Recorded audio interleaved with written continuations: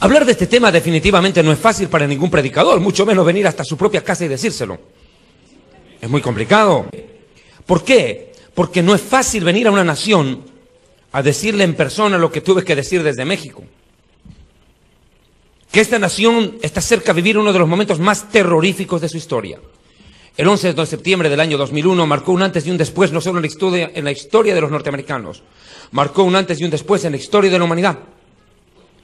Jamás se había visto la violencia, salvajismo y barbarie de los grupos terroristas religiosos que prácticamente humillaron a la primera potencia del mundo, Estados Unidos de Norteamérica. Ese golpe no cayó solo contra los norteamericanos, cayó, sin lugar a duda, contra todo el mundo civilizado.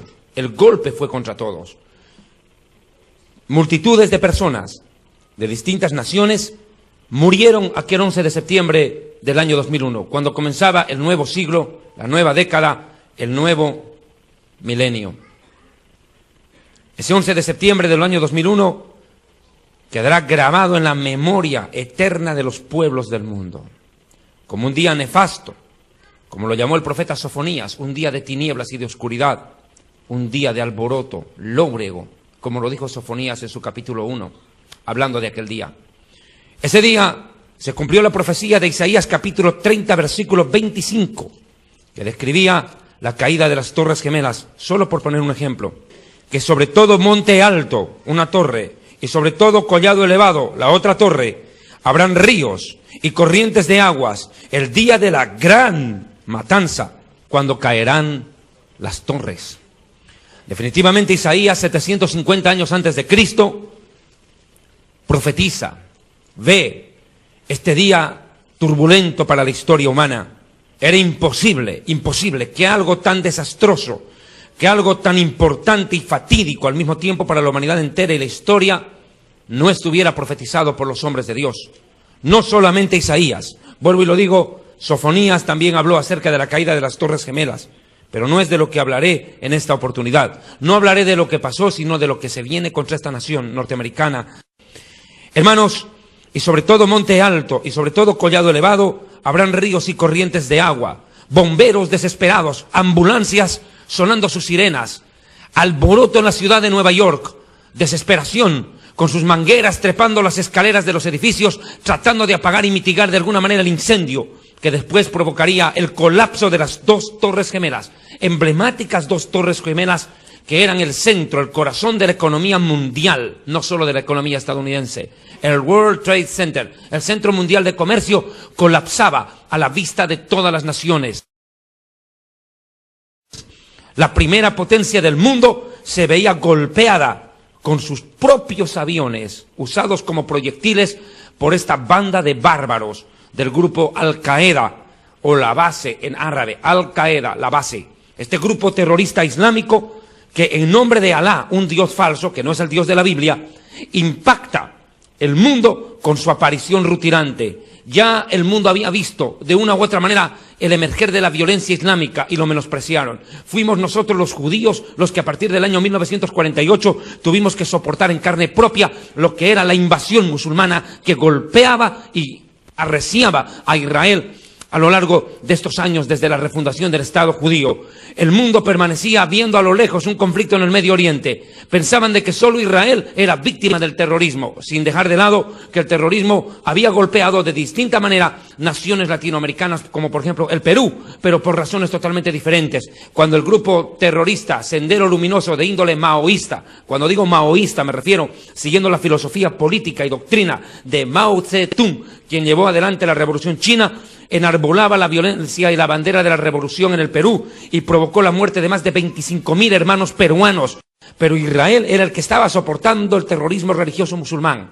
Y nadie se imaginó que ese conflicto religioso islámico, que ya había puesto contra las redes a Israel en varias oportunidades, jamás se imaginaron los norteamericanos que ese conflicto llegaría hasta sus propias fronteras y sus más importantes ciudades, Washington y Nueva York, que fueron golpeadas por la violencia y el salvajismo de esta plaga terrorista, extremista de Al-Qaeda. Lo cierto es que ese 11 de septiembre lo dije y lo repito, marca un antes y un después en la historia de Estados Unidos de Norteamérica. Eso fue una advertencia de parte de Dios a esta nación. Fue solo la advertencia que si no se volvían a Dios, después de que los norteamericanos y los residentes que viven en este país vivieron y disfrutaron de las bendiciones de Dios, cual no hubo otra nación gentil en la tierra que recibiera tanta bendición de Dios, hoy le dieron la espalda. Ese 11 de septiembre fue la advertencia de Dios. Pero la nación tuvo un leve arrepentimiento, yo diría quizás un remordimiento de conciencia. Pasado el 11 de septiembre, el pueblo evangélico en Estados Unidos, de mayoría poblacional, empezó a darse cuenta que algo andaba mal en su relación con Dios. Nadie podía entender que la CIA, el FBI y los grandes grupos de inteligencia no hubieran podido detectar ni mucho menos impedir o frenar los ataques terroristas el 11 de septiembre. Nadie lo podía creer. Nadie se imaginaba. Ese día permanece en la memoria de cada ciudadano en el mundo, creo yo. ¿Quién se va a olvidar lo que estaba haciendo ese 11 de septiembre? Yo estaba saliendo de la universidad, después de dar un examen de Derecho Penal. Saliendo de la universidad, mi examen fue a las 7 de la mañana. Cuando yo estaba regresándome a desayunar a mi departamento hoy, yo vi la gente agolpada en los televisores, en las calles. Yo decía que están viendo una película, porque eso parecía ser. Nadie se imaginó que eso era la vida real. Y usando dos aviones, no tuvieron que contratar avión ellos, nada, subirse al avión como cualquier pasajero. Usaron los propios aviones de los norteamericanos como misiles contra las Torres Gemelas y provocaron algo desastroso. Lo cierto es que Estados Unidos tuvo un breve sacudón, un remordimiento de conciencia, pero no pasó de eso. Esta nación ha incrementado su maldad. El homosexualismo, el lesbianismo, el aborto han avanzado de una manera impresionante en esta nación. Y esa sangre inocente no quedará sin ser cobrada desde el cielo. Dios con esta nación ajustará cuentas muy pronto. Muy pronto Dios ajustará cuentas con esta nación, que soportará terremoto, tsunami, guerra, ataque nuclear.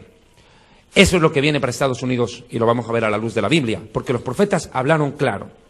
Es cierto que la palabra Estados Unidos no aparece en la Biblia como tal. Usted nunca va a buscar en Isaías, Jeremías, a ver dónde habla de Estados Unidos, dónde está Jeremías. No hay, no va a encontrar.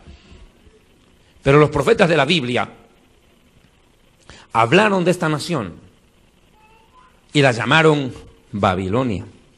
Increíble. Usted va a decir, pero hermano, Babilonia, ¿que acaso no es el Vaticano? Sí, yo escribí este libro que se llama Historia del Futuro, que debe ser uno de los libros más leídos en cuanto a temas de profecía bíblica, y el predicador G.J. Ávila, poco antes de su muerte, lo mencionó como uno de los libros más completos de profecía bíblica que se habían escrito en los últimos años. Y acá, en este libro, en la página 217, yo hice una remembranza de todas las variantes que tiene la palabra